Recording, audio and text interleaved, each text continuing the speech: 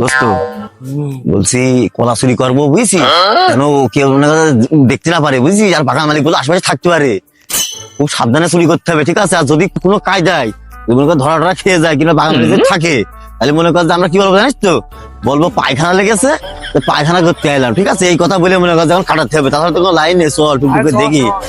আরে শুধু এদের সাথে খানে খায় না রে, কি বড় বড় খায় না, দেখি দেখে শুনে করতে হবে, যা করতে হবে। হ্যাঁ আস্তে আস্তে আস্তে দোস্ত কলাটা রেখেছে বিছাই।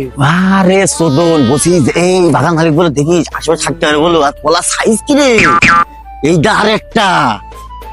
ওইটার সাইতে এইটা ভালো। হ্যাঁ এই কলা সাইজ কি হয়েছে, হ্যাঁ পেকেছে পেকেছে, আল্লাহ নিয়ে যাইতে হবে। বন্ধ হয়ে গেল, একটু বাগানটা দেখে আসি কলা টলা কি অবস্থা আছে। তাও তো বিশাল টাফ ব্যাপার। কারা রে ওখানে? চাচা আমরা আমরা কারা?